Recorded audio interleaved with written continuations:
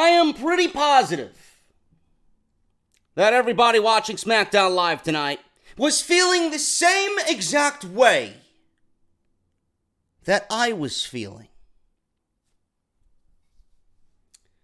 Pretty sure everybody watching SmackDown Live tonight uttered the same exact thing that was going on in my head. Why the fuck am I wasting 2 hours of my Tuesday night?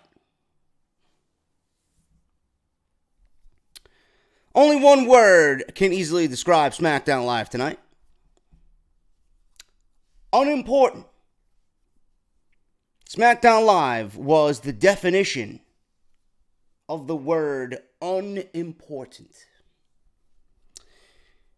You see, guys, when WWE wants to completely ignore the things that are happening on television for something completely different that makes absolutely no sense and has absolutely nothing to do with week-to-week television,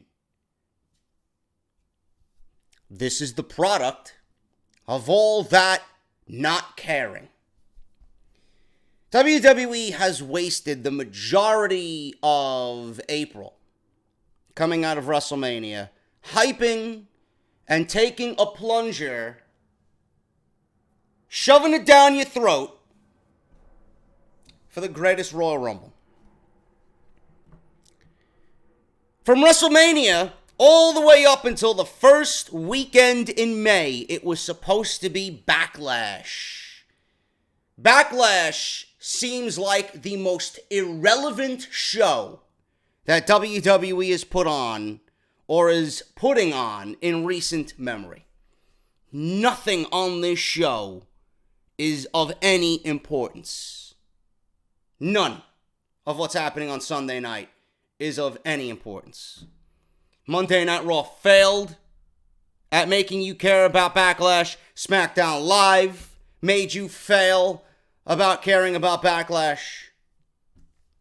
I just don't care about Raw, SmackDown, or Backlash. But hey, at least we got Tommaso Ciampa tomorrow night on NXT. At least we have 1 hour of television that doesn't insult our intelligence and makes me feel like a wrestling fan. Something that I could look forward to for an hour that makes sense. SmackDown Live tonight, man. What did we talk about last week coming out of SmackDown Live? How good Big Cass looked. Big Cass looked great. He sounded good. And he carried himself well, sitting in front of the Miz on Miz TV, putting down Daniel Bryan and giving us a lame, half-assed excuse as to why he's feuding with Daniel Bryan. Meanwhile, Big Cass was following in the footsteps of someone who was a smaller guy. We come to this week, and Daniel Bryan is not there 1 week before Backlash on the Go Home show. So what does WWE do to try and get heel heat on Big Cass? As my good friend Jesse put it, as he was texting me his frustrations during this show, WWE has a small man, a tiny person, a hornswoggle, if you must know, come out dressed in a Daniel Bryan costume. He's got a wig on, he's got a fake beard on, he's got Daniel Bryan-esque trunks, and he comes down the ramp doing the yes chant. He gets in the ring and Big Cass proceeds to put him down and mock him and berate him. And then Big Cass ends up attacking the hornswoggle-like individual. Somewhere in WWE, this concept and idea was brought forth in a creative meeting. This was an idea from someone in WWE creative. This was then passed along to the next line of people who make decisions, probably Vince McMahon. And then this was put onto a script and then given to Big Cass and whomever this other individual was. And they were told to go out there and do what they needed to do to get this segment over. This segment went through at least 4 or 5 different steps to make live television. Do you realize how fucking pathetic that segment was? Do you understand that this segment went from the creative meeting to Vince McMahon to live television? If that doesn't fucking boggle your mind, I don't know what I could tell you. This is the best you got for Big Cass. This is the best you got for Montreal. This is the best you got for SmackDown Live. This is the best you got for a go-home show on a Tuesday night before a major pay-per-view. It did not get Big Cass heel heat. It did not get Cass over the way WWE intends him to be over. It was pathetic. It was lame. It was fucking rehashed. I'm not watching D-Generation X. I'm watching WWE in 2018. And more importantly, this was forced beyond forced. I don't think I want to see any more of Big Cass and Daniel Bryan after tonight. I don't. Big Cass carries himself well on the microphone. Fine. Does he sound believable? Not there completely, but at least he's carrying himself well. Do I believe anything out of Big Cass's mouth as it pertains to Daniel Bryan? Absolutely 100% no. I don't. And if you're interested in this storyline, if you are interested in seeing Daniel Bryan versus Big Cass, if you're okay with Daniel Bryan going up against Big Cass, after all the talent that SmackDown Live got, this is the first feud they throw him into. I don't know what to tell you, man. I really don't know what to tell you. Completely forced, rehashed garbage. I don't believe a word out of Big Cass's mouth whatsoever. I don't care how good he looks. I don't care how well he carries himself. This is not going to get the man over. Beating up a midget? Really? This is the best that you have in 2018 on SmackDown Live. And then somewhere in the back, Road Dogg is smiling from ear to ear, blocking people on social media because they're the ones who are criticizing his work. When he knows that it's fucking garbage. There's no way you're a creative writer in WWE and you're looking back at tonight's show and realizing and saying, yeah, that was a good segment. I'm going to pat myself on the back for that one. That did well. Let's go to the bar and have a couple of cold ones. No. No. I rolled my eyes and I was done with SmackDown Live after that segment. I couldn't give a single fuck what happened after that. Complete trash. And this Big Cass storyline, it cannot end soon enough. I don't want to see Big Cass and Daniel Bryan. I know why they did it, but WWE, in typical WWE fashion, they don't make it work. You put Big Cass up against the biggest babyface in the fucking company, and then you have a segment like this tonight. Not going to find anybody that's going to give a shit about their match on Sunday night. WWE has a go-home show, and they main event SmackDown Live tonight with the worst fucking storyline going right now on SmackDown Live. I mean, does anybody genuinely care about Carmella? Now, I don't want to be called a hypocrite. I don't want to be called, someone who has said one thing and then, reverts to saying something else. Listen, when Carmella won Money in the Bank, that was a completely different Carmella. What Carmella is doing now and the Carmella that we're getting is not entertaining television. It's like she's morphing. Someone said it last week in the comment section of SmackDown Live review. She's morphing into the new Enzo. And that's a comparison you don't want to be on the receiving end of. Nobody enjoyed Enzo. You don't want to be compared to Enzo Amore. I'm sorry. Carmella, she went on social media and had one of these rants or meltdowns because she's getting it from all different ends now that she won the WWE Women's Championship. She hasn't had a singles match in God knows how long. No wonder WWE fans all across the world are putting her down. There's no reason for us to believe that she is a world champion. How could we believe in someone if WWE has hidden them behind the tag team stipulation that we usually see every single week when it comes to the female performers? And then she wants to go on social media and downgrade the fans. Don't blame the fans.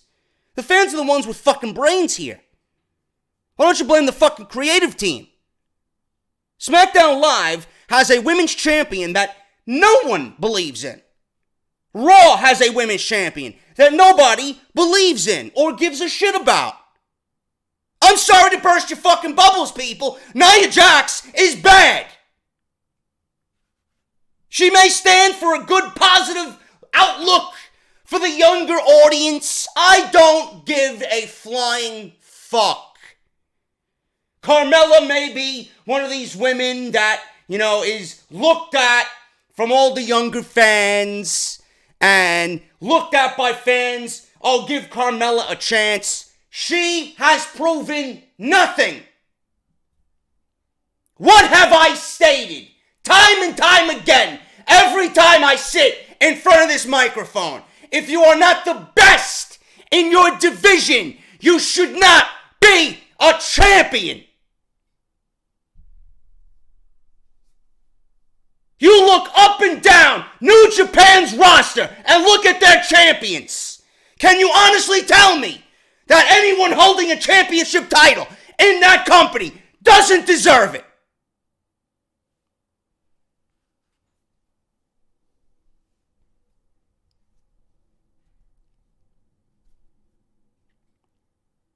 Most years, the Money in the Bank briefcase has been used to get new talent over. Sometimes it works and sometimes it doesn't. I'm sorry to tell you people. It didn't work this year. It didn't work this year. Just like Big Cass and Daniel Bryan can't end soon enough. Carmella can't drop that title soon enough. I pray to God that Carmella is nothing but a transitional champion. It's unbelievable how this company is being run by people who legitimately don't care about the product that they're putting on television. I don't know if this has to do with just exhaustion from the post-WrestleMania touring schedule. I don't know what the fuck is going on. It just seems like these shows are... I can't even put my finger on. I can't give you the right word. It's like these shows are fucking dead. They are lifeless, soulless shows. Then I get the idiot, oh, why do you watch it then? Well, I don't fucking know. Why did I watch the Atlanta Braves for the last 25 fucking years? You want to know fucking why? Because they're playing first place baseball. That's why. If I gave up on them or I stopped watching them, then I'd miss out. WWE can be an Atlanta Braves. They got all the fucking talent in the world. And they refuse to do anything about it. They won't listen to the fans. They think they know it all. Like they're the rulers of the universe. Sorry to burst your bubble. Sometimes people in high positions, they don't know what the fuck they're doing. Sometimes people in high positions, their main priority isn't what we're seeing on television. It's the money. These shows need to be run by people who have wrestling fucking minds that aren't elsewhere.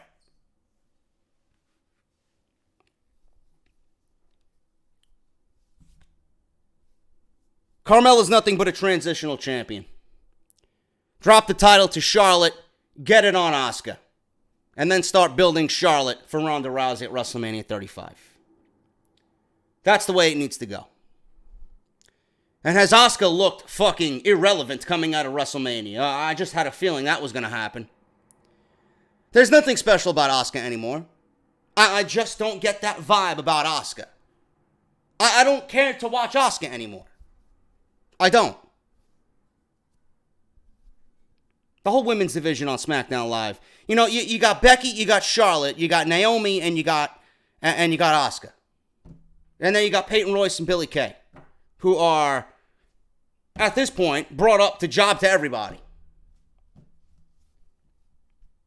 I'm telling you, man, it's the more things change, they could change. The more they stay the same.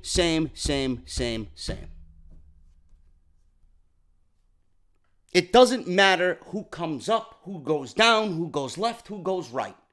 Doesn't matter how these shows change. You put a fresh coat of paint on it, the old fucking paint will always lie underneath.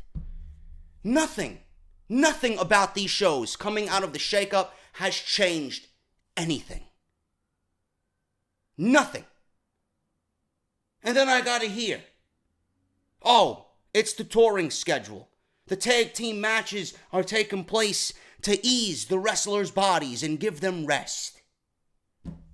This is what you get when you put on 52 shows a fucking year, each and every week. You don't want to rest? Then you don't give me shows that are restful and lifeless. We sit and wait each week for the best that you have. If this is the best that you've got, I don't want to see you. I don't want to see you on television. At all. And again, WWE, they don't care. They put so much build into the greatest Royal Rumble that Backlash seemingly is absolutely fucking a misnomer. It is nothing. It is a big fucking, it's like the asteroid and the fucking meteor that hit in Fortnite, Season 4. It just leaves a big fucking hole in the middle of the pay-per-view calendar. There's nothing there. It says Backlash, but there's nothing there. They did everything backwards. Everything backwards. Backlash should have happened, then the Superstar Shakeup should have happened, and then the greatest Royal Rumble should have happened. No, they want to give you the greatest Royal Rumble, and then they want to give you a Superstar Shakeup before that, which makes everything fucking thrown out of whack. They literally did everything backwards. Everything backwards. But you're not going to hear that from anybody. You're going to sit here and you hear the fucking idiots on social media. Oh, but if you don't like it, don't watch it, man.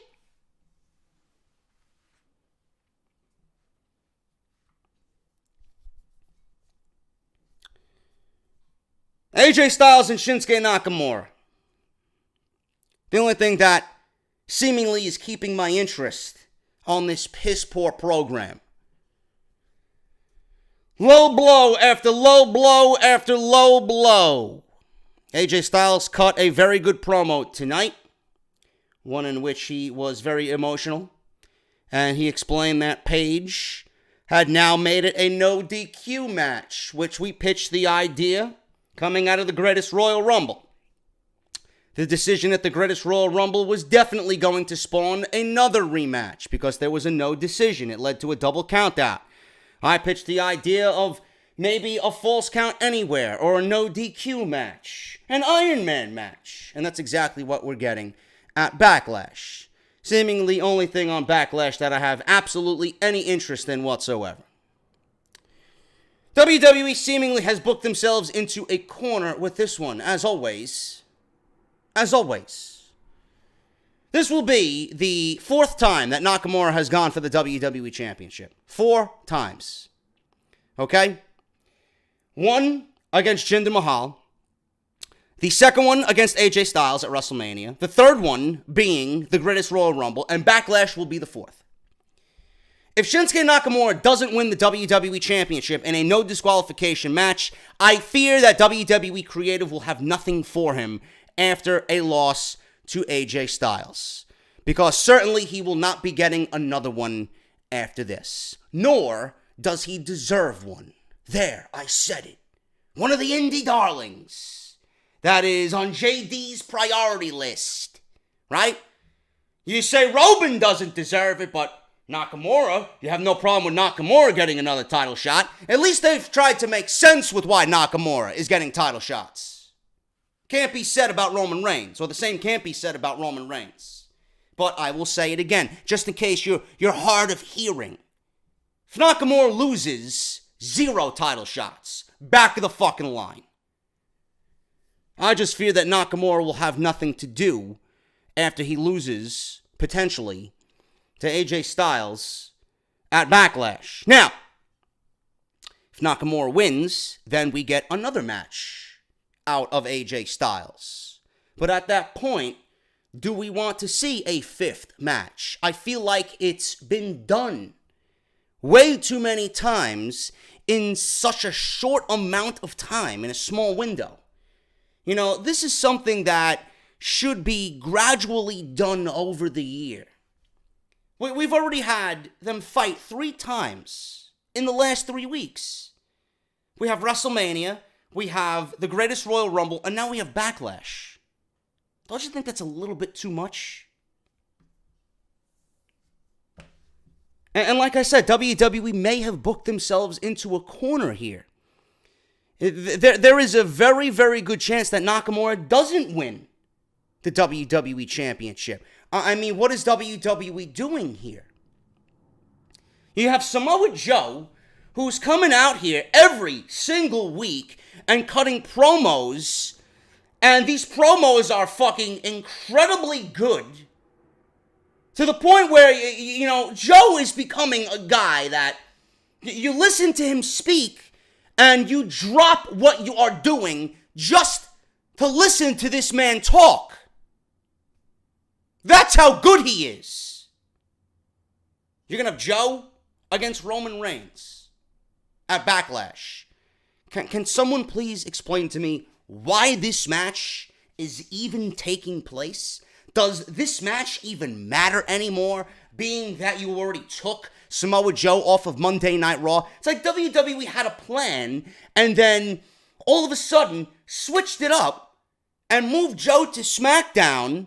And now this match that had meaning because of what Roman was going to do at the Greatest Royal Rumble and failed, now this match has absolutely no meaning. And at this point, going into Backlash, you have Joe, who hasn't had a singles match yet outside of a squash against Sin Cara. You got Joe on SmackDown Live, who's cutting the best promos of his life against Roman Reigns, riding this wave of momentum. How could you have someone like that lose? Then you have Roman Reigns on Monday Night Raw, who looks like the biggest fucking loser known to existence. WWE's putting him out there, and he looks like a fucking poor little crybaby. I'm the real Universal Champion. I got screwed. Brock Lesnar isn't the real World Champion. Brock Lesnar doesn't show up to work. Blah, blah, blah, blah, blah. Do you want a fucking tissue? My buddies Johnson & Johnson can certainly help out with that, you fucking asshole.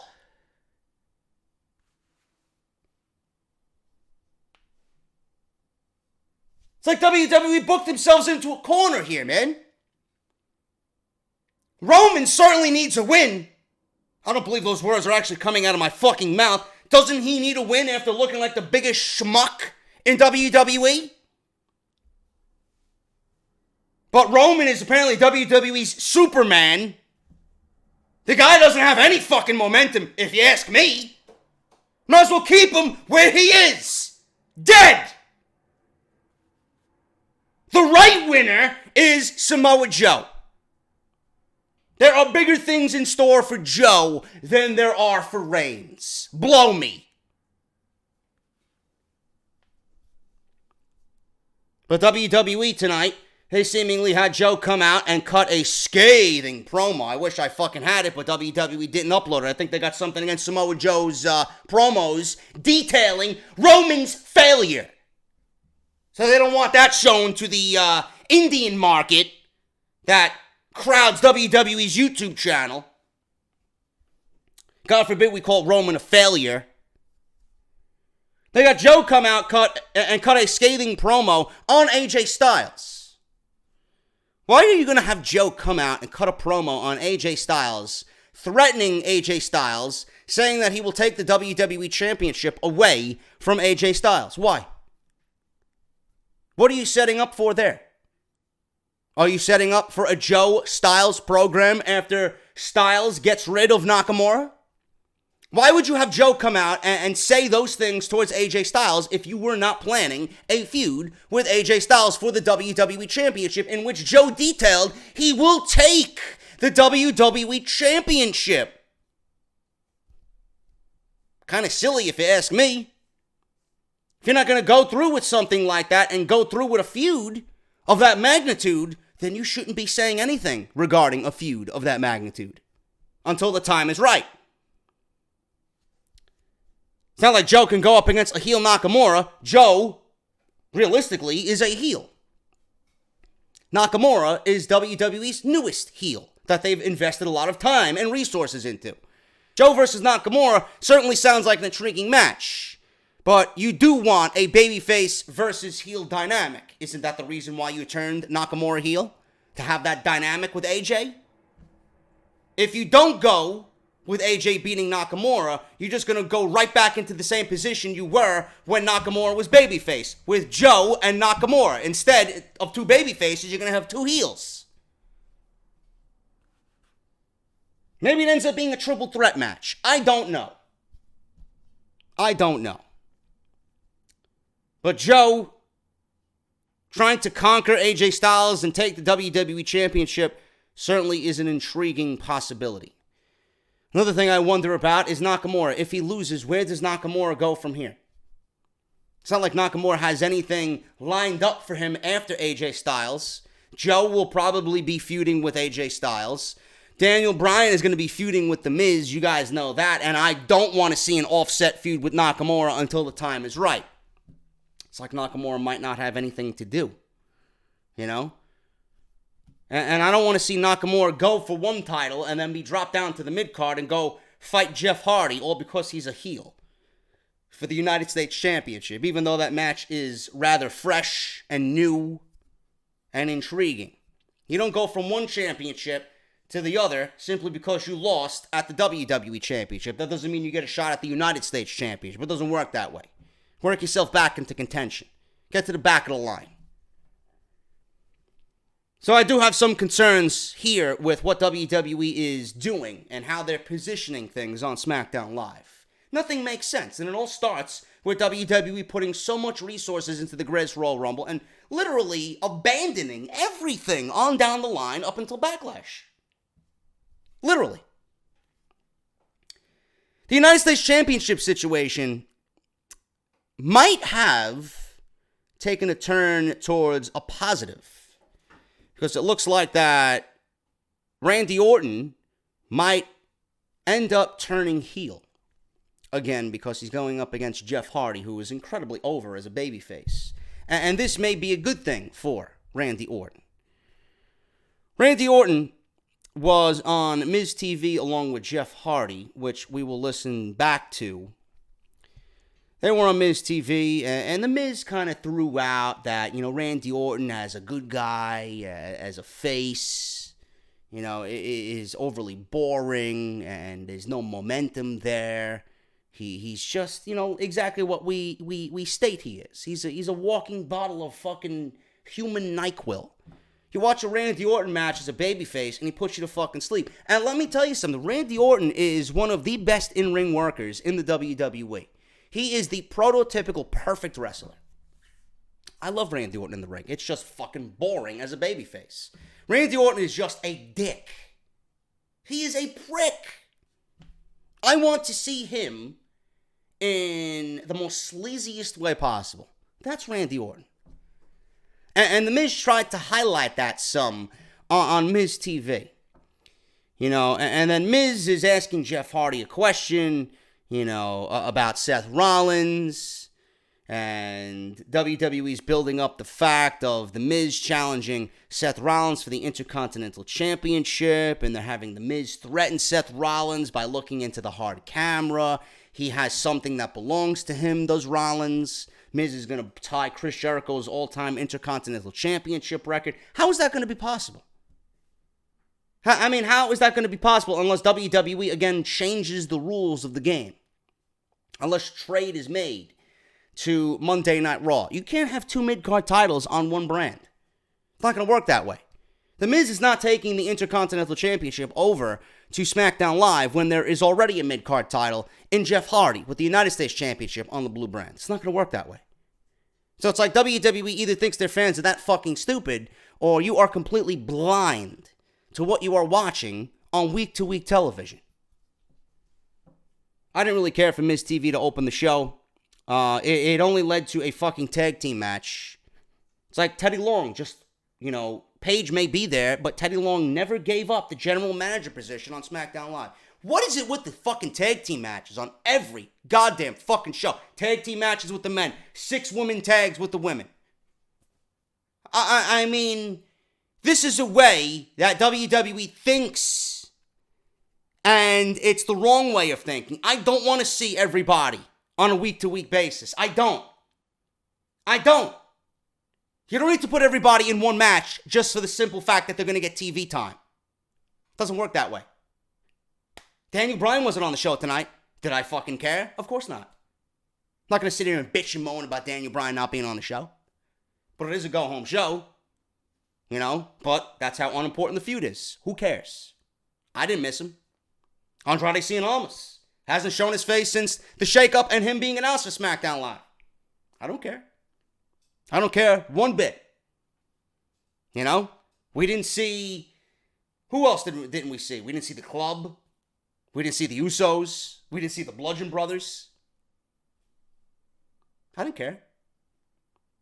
The show obviously suffered, but that's WWE's job, to make me care about the revolving door of characters. I need to care.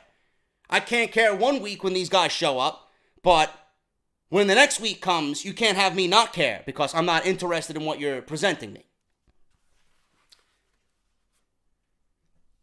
The United States Championship situation, I thought, was going to be changed to a triple threat match because I thought they were going to have Shelton Benjamin come out, which he stated. Randy Orton doesn't deserve anything. Shelton Benjamin deserves a shot. He pinned the number one contender. I thought they were going to make a triple threat match for the United States Championship. WWE didn't do that, and they would be better off not doing that. Orton versus Hardy is the match. Keep it at that. Give Benjamin the shot after, at whoever the winner is. It's simple. You don't need to put everybody in the same match and make a triple threat match like you did the fucking last pay-per-views. We got triple threats and fatal four-ways at WrestleMania. We don't need it again. Give me a one-on-one match. And the one-on-one match will help enhance Randy Orton and as a heel against a babyface Jeff Hardy. Other than that, there was absolutely nothing else of importance on SmackDown Live. The only other thing here that I briefly mentioned on social media was the fact that WWE had Lana and Rusev cut a promo backstage, and Lana was insinuating that Rusev Day is great.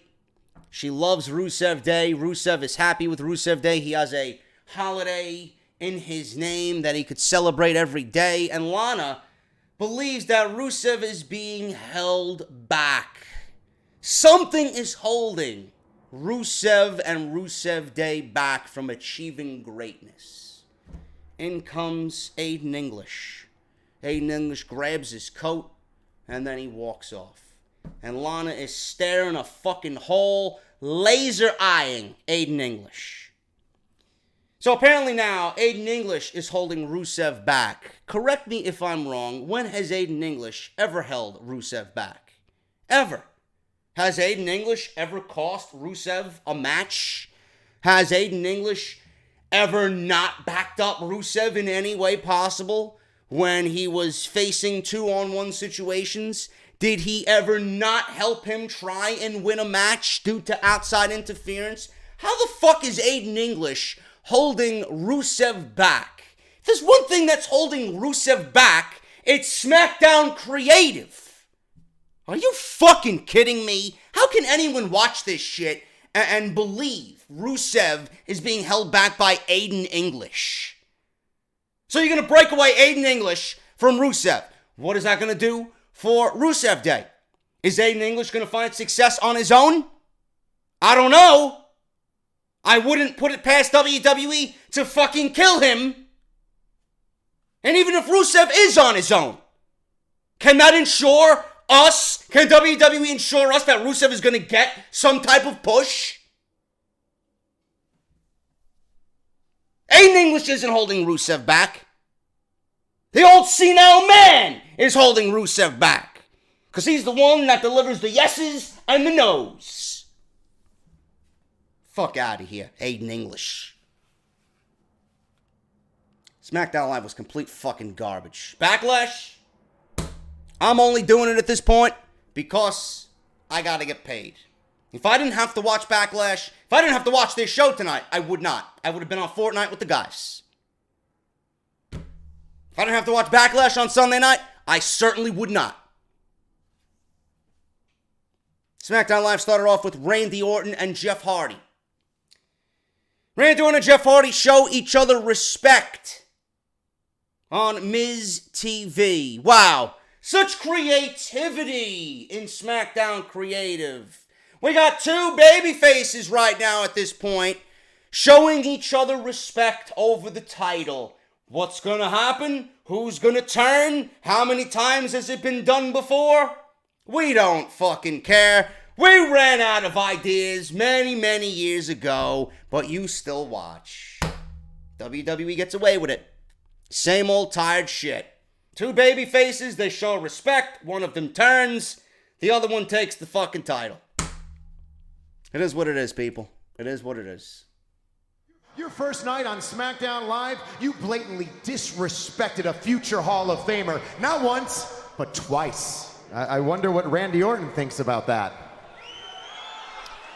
Why don't we find out? Surprise! Miz TV has another guest. Ladies and gentlemen, please welcome the Viper! I don't think Randy Orton's in the waiting mood anymore here on Tuesday nights.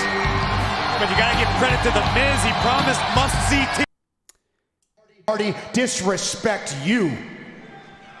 Really, I'm not at all that mad at Jeff Hardy. I don't see what the big deal is. Jeff Hardy took advantage of the situation, and I did the same thing to him last week. So as far as I'm concerned, Miz, Jeff Hardy and Randy Orton are cool.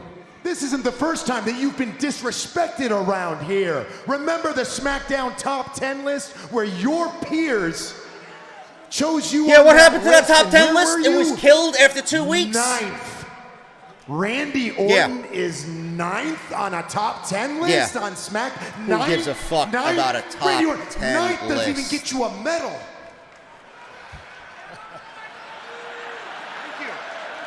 That's true, but Miz, I don't care. I don't think anybody cares about any SmackDown Top 10 list. I'm just saying.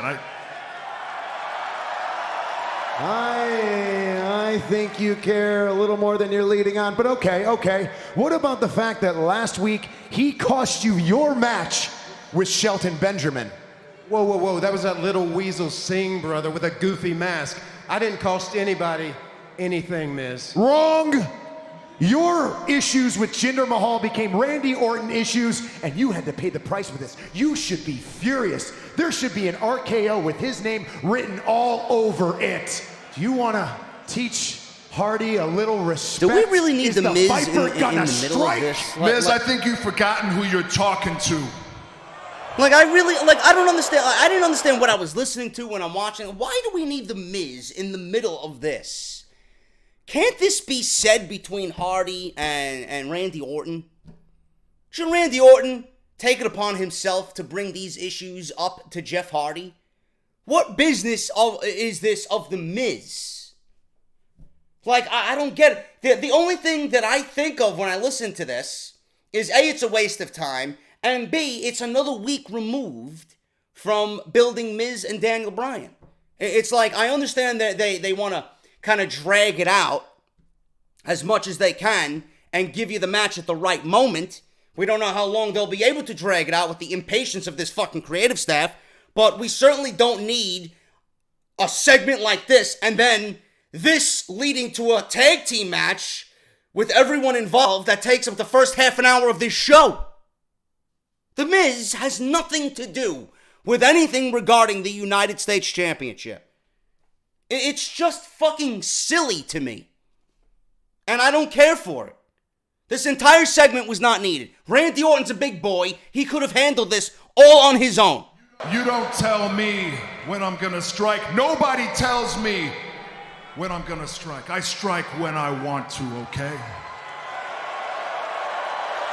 Now, as far as that United States Championship goes, I earned my rematch 3 weeks ago. So Jeff, at BACKLASH, no matter how cool we are or not, Sunday at BACKLASH, I'm taking my title back.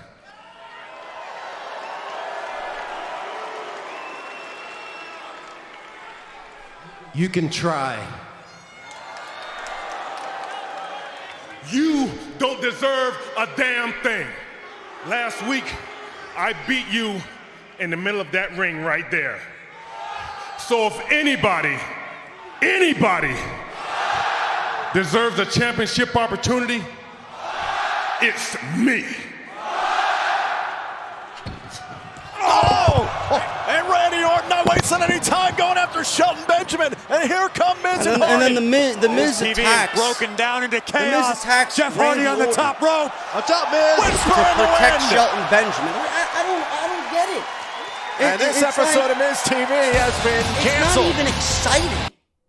It's not even remotely interesting at this point. Like, and I know not everything needs storyline, but this just didn't make any sense at all to me. A waste of my fight. A waste of a half an hour. And then what else? This led to a tag team match. The baby faces versus the heels. It was the Miz and Shelton Benjamin versus Randy Orton and Jeff Hardy. Immediately when this segment was over. So at the end of this thing here, Orton brings Shelton in towards the end of the match from the apron for a draping DDT. The Miz comes, Orton nails him and hits a double second rope draping DDT on both the Miz and Shelton Benjamin. Shelton gets up and Orton nails the RKO. Orton tags in Jeff. He goes for the Swanton Bomb on Shelton. Hardy covers for the pin. So there's Shelton Benjamin. He probably is not going to be added to make it a triple threat match on Sunday night. Jeff Hardy and Randy Orton win. After the match, Hardy's music is playing. He gets back to his feet. Orton immediately drops Hardy with an RKO and leaves everyone shocked. You heard some very audible boos. So I hope this is at least the beginning stages of Randy Orton just doing whatever the fuck he wants, and he is turning to the dark side once again. Because that's when Randy Orton operates best, when he's a heel. Renee Young is backstage with Carmella and the Iconics. Billie Kay and Peyton Royce. Carmella is supposed to be there, but she is not. Peyton Royce and Billie Kay mock Renee Young and the people of Canada. They were again in Montreal, by the way. They bring up Asuka and Becky Lynch from last week. They dismiss Renee after she tries to speak up about what happened. They introduce Carmella next, and here comes the SmackDown Live Women's Champion to join the Iconics. She thanks them for the introduction and says she's so excited to team with them tonight. She goes on to say she's going to beat Charlotte Flair at BACKLASH, and Carmella says there's pretty much, or says that they are pretty much invincible together. So they should go out there and show everyone why Mella is money, and why the future is iconic, says Billy Kay and Peyton Royce. From where I'm sitting, Mella is trash. So, Daniel Bryan is unable to perform due to doctors not clearing him because they're concerned that he might have developed a bad chest infection. Apparently, Roderick Strong just literally cut his flesh open with knife-edge chops at the Greatest Royal Rumble. Corey Graves says, Bryan vs. Big Cass is still on for Backlash, but nothing will keep him from competing on Sunday night. The Bar are backstage, and they are walking around. In comes the New Day. The New Day taunts them for losing the Raw Tag Team Championships at the Greatest Royal Rumble. The new Tag Team Champions on Raw's side are Bray Wyatt and Matthew Hardy. The Bar says they have always wanted to be on SmackDown and will be able to run the New Day. They go on, and all of a sudden we have a delivery of a platter of pancakes. Now, in the middle of the pancake delivery, we have Big E rubbing baby oil on himself, and I got one of the most disgusting images possible, with Big E's greased up oily hands just touching all of those pancakes. And then these pancakes are delivered to people in the audience, and people eat them up. You know, I'm a big fan of pancakes. I prefer waffles over pancakes. But I deserve, or I actually love, to indulge in a good pancake. If I'm handed a Big E pancake, I'm throwing it right back. That's all I'm saying. After watching this segment tonight, watching him rub baby oil all over himself, I'm done. I might not eat a pancake ever again. Now, Cesaro then takes the pancakes and tosses them, and the New Day becomes very angered. Sheamus proposes a real welcoming present, a match. Big E steps up and he says he's got it. So Sheamus steps up to Xavier Woods and says, "This is who I want." So Xavier Woods goes one-on-one with Sheamus tonight on SmackDown Live. Aiden English and Rusev are backstage talking, and Lana is wearing a Rusev Day t-shirts. I wonder how many t-shirts were sold watching Lana wear a cut-off, barely showing her cleavage, Rusev Day shirt. So Rusev compliments her on her shirt, obviously. Lana says Rusev Day is bigger, and it's bigger and better than it's ever been. He's had a huge casket match against The Undertaker at the Greatest Royal Rumble. Lana says Rusev did good, but something is holding him back. Rusev wonders what it could possibly be, as he has a holiday named in his name to celebrate every day. English heads off by grabbing his coat, and Lana, like I said, is staring right at Aiden English, and Rusev doesn't seem to notice. So, a slight tease that Rusev Day of Aiden English and Rusev might be going their separate ways. Big Cass is in the ring. Reminds everyone that he's from New York City. His gut seems to be New York City as well. He might be dining on that fucking Brooklyn pizza a little bit too much. Get to the fucking gym, Big Cass. Get to the gym. Talks about the people from New York City having a stigma of not liking people from other cities. I just don't like people in general. And thinking they are better than other cities. Now, this city is complete trash. Seriously. I hate New York City. Cass says this is all true. Fans give him heat as he rants about knowing he's better than everybody, including Daniel Bryan. Cass goes on about Bryan's size, the same size of fans in the crowd. Cass says the real size of a WWE superstar is 7 feet tall. Cass says Bryan is small and weak, and when they face off at Backlash, we won't get a 5-star match. We will get a 5-second match. I certainly fucking hope so. I don't want to see a 5-star match. 5 seconds for this feud seems like a pretty good fucking trade-off.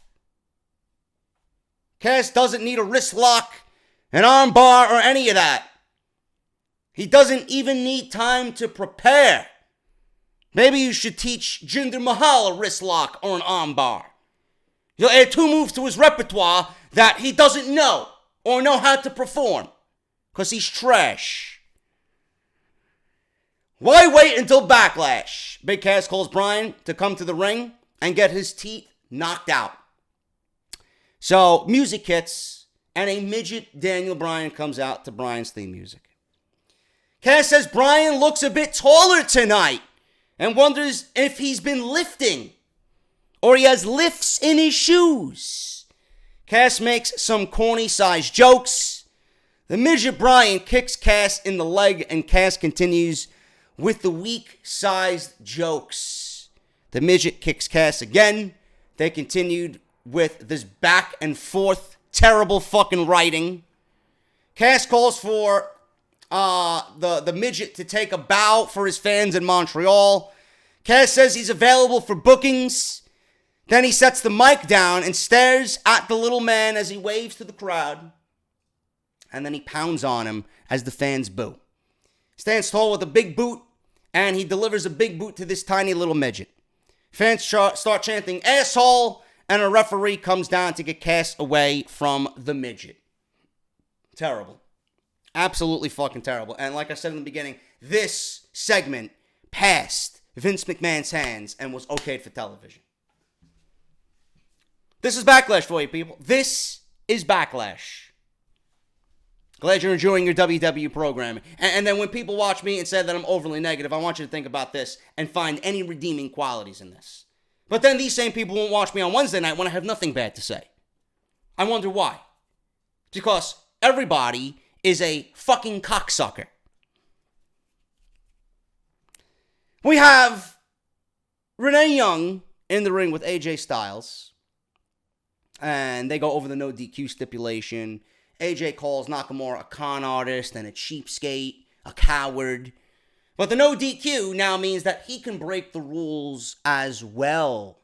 AJ says he should have left Nakamura sucking sand in the Arabian desert. And then he goes on to say Nakamura ruined his WrestleMania 34 week. And then he says Nakamura is a coward that attacks from behind and below the belt. If you could throw those rules out the window, fine. I'm going to follow that same rule as well, where I can do anything I want. So Joe comes out, and this is where business picked up, and this is the best part of the show because it's Samoa Joe. He takes the microphone and says AJ is out here making a spectacle of himself, so filled with rage and anger that he lost focus of what is really dangerous around him. Joe says AJ isn't focused on the right match at all. He should be focused on the one where Joe's hand will be raised in victory as he once again proves that Roman Reigns is a failure at Backlash. And the way Joe stresses the word failure in his promo tonight brought a fucking smile to my face, man. Brought a tear to my eye. It's beautiful. Absolutely beautiful.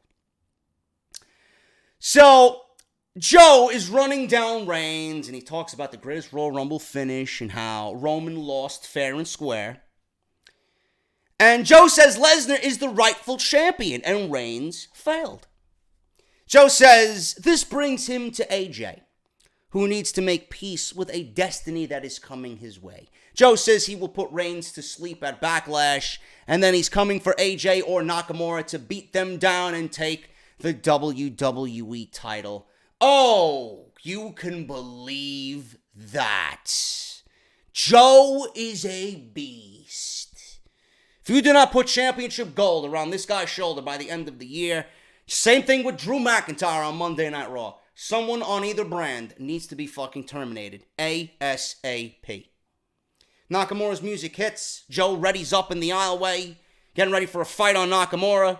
But meanwhile, Nakamura comes from the crowd and low blows AJ Styles in the ring and lays him out with a Kinshasa as his music goes on the PA. I would have had Nakamura lift the title, man. That would have been a great image for Nakamura to low blow Kinshasa and then stand over AJ's battered and beaten body with the WWE Championship. That was the only thing missing from tonight's segment. Otherwise, great segment from all three men involved tonight.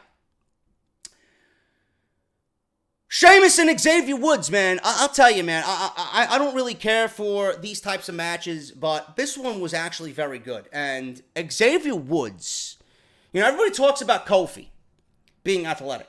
Everybody talks about Big E being the one guy that you look at in the New Day. If they were to break up the New Day, who would be WWE champion? More than likely, it would be Big E, right? Big E has shown promise on the microphone. He's shown intensity on the microphone. But, I mean, a lot of people, and I don't understand why, they don't really look at Xavier Woods in the same way they would look at a Big E. And I think you guys really need to start doing that, man. Xavier Woods is fucking great in the ring. And I don't really say that about a lot of guys. But Xavier Woods can go, man. Xavier Woods can go. And it's a damn shame that we don't really see him that often. It's usually, you know, a lot of Big E and a lot of Kofi in the New Day. I'd love to see more of Xavier teaming with a Big E for the New Day, man, as they do what they got to do. Xavier Woods is top-notch, man. Xavier Woods wins here. Cesaro gets on the apron, and he messes with the top rope. Big E comes over and drops Cesaro, pulls him off the apron, right onto his shoulders. Very impressive-looking spot. Cesaro sends Big E into the barricade, or into the steel post, rather. Kofi then comes to stop Sheamus, but also has no luck with that. Woods takes Cesaro out on the floor. This is just chaos everywhere. And Woods, with all the distractions going on, rolls up Sheamus for the victory and pins Sheamus. So Sheamus' first night on SmackDown Live in about 3 or 4 years, he gets up and loses to Xavier Woods here, man. Decent match. Xavier Woods is very good at what he does, man. Mandy Rose and Sonya Deville were shown making fun of Becky Lynch last week as she listened in. So Paige is in her office, and they congratulate her, Mandy Rose and Sonya Deville do, on being the general manager. They want to get straight to the point, as they now know why she called them to her office. Mandy thinks Paige is about to give her a title shot, but Paige says she has to earn it if she wants it, just like Paige did. Paige announces Mandy versus Becky for next week's show. Mandy asks if Paige can give them some special treatment, because they're friends, right? They're Absolution. Deville agrees, because they're in Absolution together. Paige then makes the one thing happen that I've wanted ever since their inception. Paige says, Absolution is dead. Can I get a hallelujah?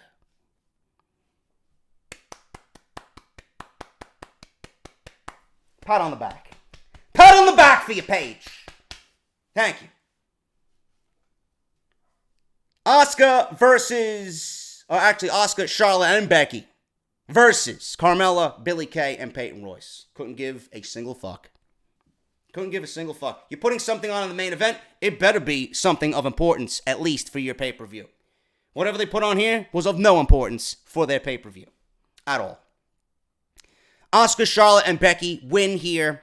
Asuka with the Asuka lock, as Peyton Royce quickly tapped out to Asuka. Simple as that. After the match, all the babyfaces stand together, and Carmella's on the ramp, clutching her title. I hope she loses it. Whatever she named it, I don't even remember, because I don't care. Francine or Ursula, or whatever the fuck she named it, I don't give a fuck. Put it back on Charlotte. Build towards Asuka versus Charlotte again on SmackDown for the title. Have Asuka redeem herself from the loss at WrestleMania. Give me Ember Moon versus Asuka at Survivor Series for brand supremacy. And then start building Charlotte to win the Royal Rumble. And go on to win against Ronda Rousey at WrestleMania. Whatever they're doing here, the women's divisions on both shows are in the fucking toilet. Garbage. Backlash is this Sunday. You guys will get a preview and predictions on Friday, if you even fucking care at that point, on Off the Script, episode 219. So make sure you guys tune into that. Or is it 220? I don't even fucking know, man. I don't know. I don't even know anymore. I am so zoned out with the product nowadays, man. The only thing I'm really fucking keeping an eye on is NXT. I just don't care. At this point, I'm doing it because I have to, and I'm doing it for you guys. If I didn't have to watch this shit, I would not. I'm done. I'm getting the hell out of here. I'm going to take a shower and play some Fortnite, and I'll see you guys tomorrow for NXT. Thank you guys so much. Hit that thumbs up. Follow me on Twitter, at JDFROMNY206. Hit that subscribe button down below. Turn on that bell for all notifications. If you guys want to support the content and the channel, patreon.com/JDFROMNY206. Get your t-shirts. barbershopwindow.com/offthescript. And I'll see you guys tomorrow for NXT. By the way, we did almost a 3-hour live stream of Fortnite. If you guys want to see one of the most epic comebacks in the history to start Season 4 of Fortnite, go and watch it. Llama was the MVP. Go check it out live on the channel along with God of War Part 2, Path to the Mountain. So as far as video game content, you guys are covered this week, man. We're going to continue on with WWE content, NXT, and Off the Script going into the weekend. Until then, take care, enjoy your Tuesdays, and I'll see you guys for NXT. I'll talk to you later.